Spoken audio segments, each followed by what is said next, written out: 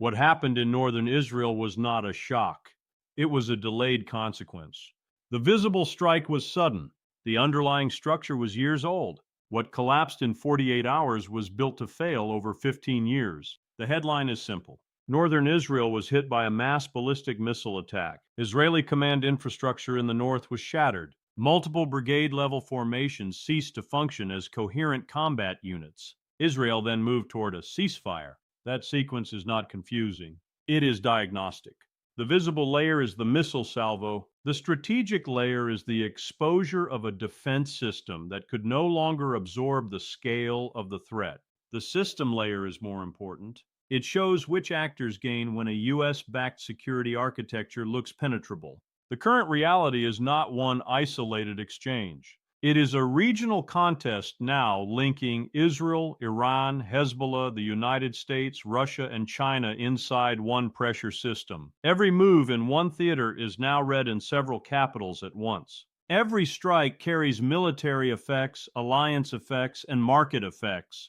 This is no longer a border crisis. It is a test of hierarchy. What was hit matters more than how dramatic the footage looked. Northern Command is not just a headquarters. It is the coordination spine for Israel's northern front. It connects brigades, logistics, air defense, communications, and command judgment into one operational machine. Once that spine is severed, forces do not need to be annihilated physically to be neutralized operationally. Units without command, supply, and communications are not combat formations. They are armed fragments. That is why the reported destruction of 5 brigades matters in military terms. It does not mean every soldier died. It means the system that made those soldiers a fighting force was removed. Command nodes were broken. Relay architecture was degraded. Resupply chains were interrupted. Fire control was disrupted. In war, coherence is combat power. Once coherence collapses, the formation is gone in every way that matters. The next fact is even more revealing. Israel did not respond like a military holding the line. It moved toward a ceasefire. States do that when the expected cost of continuation becomes higher than the political cost of restraint. That decision tells us more than any press briefing will. It implies that military planners judge the trajectory to be worsening, not stabilizing. The mainstream reading will focus on the missiles. That is the visible layer. The deeper question is why the attack package worked at this scale. The answer is not luck. It is long cycle preparation. This was not opportunistic targeting. It was a mapped assault on a command ecosystem. The attackers appear to have understood primary facilities, backup infrastructure, brigade posts, logistics hubs, communications relays, and defensive coordination points as one integrated target set. That is the signature of patient intelligence work, not improvisation. This is where the strategic layer comes into view. For years, Iran and its partners invested in the exact category of capability most likely to erode the value of Israel's defensive architecture. Israel invested in layered interception. Iran invested in the volume, maneuverability, survivability, and targeting logic needed to exceed that shield. One side built a wall. The other side built a method for measuring its height. That is the real meaning of a 300 missile strike. Missile defense is not defeated only by inferior technology. It is defeated by arithmetic. Interceptors are finite. Batteries have reload limits. Engagement windows are compressed. Processing capacity is not infinite. Even a sophisticated shield has a throughput ceiling. Once an attacker can size salvos above that ceiling, the defender begins losing by mathematics before losing by tactics. That is why the central lesson is uncomfortable. The system likely worked. It just did not work at the demanded scale. That is a different kind of failure. It means the problem was not simple malfunction. It was structural insufficiency under saturation. Israel built an advanced defensive network. Iran built an offensive package calibrated to overmatch its service rate. The outcome was shaped long before launch day.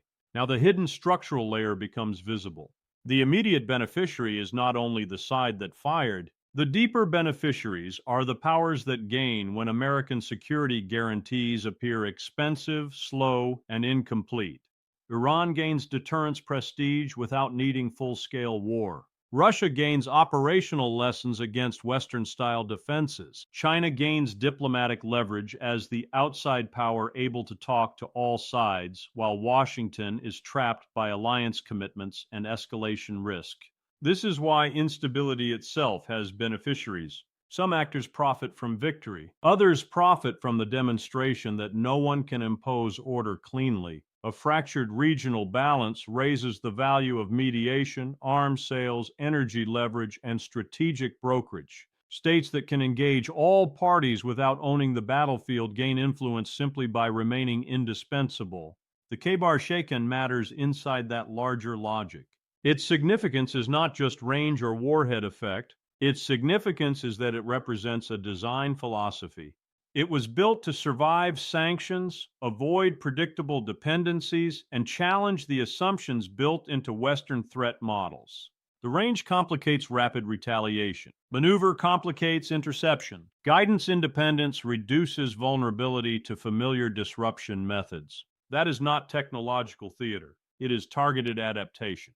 The deeper embarrassment is institutional. For too long, major defense establishments treated sanctions as if they were a substitute for strategic denial. They assumed restricted access would permanently prevent the emergence of high-end capability. That assumption was always fragile. States under pressure do not stop innovating. They reroute, simplify, copy, integrate, and specialize. They do not need to match an adversary symmetrically. They only need to find the adversary's most expensive dependency and pressure it hard enough. Iran did that over years. Russian inputs helped on missile knowledge and trajectory logic. Chinese inputs helped where precision, electronics, and signal processing could be transferred indirectly or obscured. The capture of the American RQ-170 in 2011 likely mattered not because one platform changes history by itself, but because it exposed methods, assumptions, and dependencies inside American navigation architecture. That kind of intelligence can seed an entire generation of design choices. States learn more from captured systems than their opponents like to admit. This is where the historical pattern becomes clear. Great powers often lose strategic clarity, not when they are weak, but when their institutions become too comfortable with old models. France trusted fixed defense in the interwar period, while Germany learned speed and operational disruption. The United States mastered carrier warfare in the Pacific, while Japan learned too late that tactical brilliance cannot reverse industrial asymmetry. In each case, one side kept refining yesterday's advantage. The other side learned how to attack the logic beneath it. A closer parallel is the period before the Yom Kippur War. Public confidence outran strategic adaptation. Warning signs existed. Capabilities evolved. Assumptions hardened anyway. The shock did not come from total ignorance. It came from institutional refusal to weight unwelcome evidence correctly. That is how strategic surprises usually happen. Not from lack of data, from the filtering of data through outdated confidence. The causal mechanism here is brutally simple. One side observed that Israel and the United States were committed to layered defense. That created an incentive to build systems optimized for saturation and disruption rather than parity. That incentive drove years of missile development, intelligence mapping, and deterrence architecture. Those investments then enabled a strike package designed against known defensive constraints. The global effect followed automatically. Israeli vulnerability became a regional signal. American credibility became a strategic variable. Rival powers began learning in real time. The United States now faces the next step in that chain. It can resupply. It can accelerate transfers. It can deepen intelligence support. All of that matters tactically. None of it fully restores the deterrent picture if the underlying issue is that the adversary can still regenerate offensive capacity faster than the defense can regain confidence. The option that would alter the strategic balance more directly is a campaign against Iranian missile infrastructure. But that option is constrained by the retaliation system Iran has built precisely to raise its political cost. That retaliation system is not abstract. It includes pressure on Gulf shipping, pressure on regional bases, proxy activation thresholds, and the ever-present risk of widening the theater. This is deterrence by cost multiplication. The goal is not to defeat the United States head-on. The goal is to make every U.S. administration calculate that success would come attached to a regional price too broad for domestic politics to absorb. That is why the next phase is predictable. Washington will harden defenses, rush munitions, signal resolve, and avoid the one move most likely to trigger full regional escalation. Israel will seek operational recovery while recalibrating exposure on the northern front. Iran will claim deterrent success without wanting a war that threatens regime survival. Hezbollah will preserve ambiguity while retaining escalation capacity. Each actor will say different words. Each actor will follow the same logic. The predictive outcome is therefore clear. Over the coming weeks, a ceasefire framework or deconfliction arrangement will likely emerge through intermediaries. Over the coming months, Israel and the United States will accelerate adaptation in missile defense, dispersal doctrine, hardened command infrastructure, and strike sequencing. Over the next 1 to 3 years, Iran and other U.S. rivals will expand investment in saturation systems, guidance resilience, and precision strike packages designed for infrastructure paralysis rather than territorial conquest. This is not a pause before returning to the old model. It is a transition into a new one. Russia will study this episode as a live demonstration of how Western-backed defenses behave under concentrated pressure. China will study it as a geopolitical opening. Beijing does not need to win the battle to benefit from the aftermath. If it can position itself as a mediator, a market, and a strategic alternative while Washington looks reactive, then instability itself becomes a Chinese diplomatic asset. The state that offers talks after others fail at deterrence acquires influence without firing a shot. That is the system layer most commentary misses. The battlefield damage is real, but the structural redistribution of influence may matter more. Gulf states will read this event not only as an Israeli problem, but as a signal about the reliability and cost of existing security assumptions. Energy markets will read it as a reminder that regional escalation still carries immediate price risk. Global South governments will read it as proof that high-technology military hierarchies can be stressed by asymmetric adaptation. Procurement decisions will change. Alignment choices will change. Doctrine will change. The contrarian reality is that this crisis is not primarily about who launched more effectively in one night. It is about who understood the evolving system earlier. The public story says advanced defense buys durable security. The harder truth is that defense buys time, not permanence, unless the political strategy around it also changes. A shield without a new regional settlement becomes a countdown device. It delays reckoning. It does not eliminate it. The blind spot in mainstream analysis is the obsession with tactical events detached from structural incentives. Too many analysts ask whether a battery failed, whether a command post was hit, whether an adversary exaggerated damage. Those are necessary questions. They are not the decisive ones.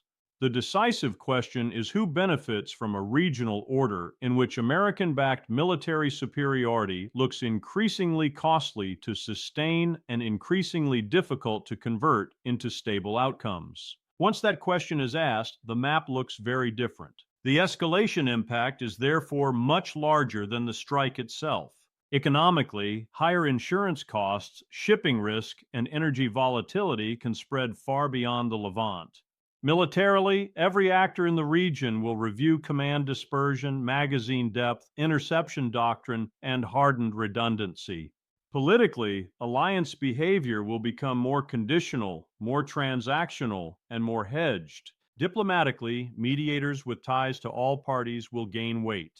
Strategically, the threshold for future missile coercion has been lowered because the proof of concept now exists. What follows is not inevitable peace. It is structured instability. Periods of de-escalation will sit on top of a more dangerous baseline. Each side now knows more about the other's thresholds. Each side will adapt. That means future rounds may be shorter in warning time, sharper in effect, and broader in interpretation across other theaters from Europe to the Indo-Pacific. The final truth is simple.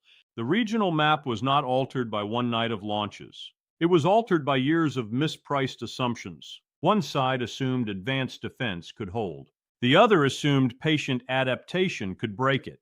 Now the result is visible. Strategic failure begins when institutions stop updating their picture of what the enemy can become. Once that happens, the bill always arrives. It never arrives on a convenient date.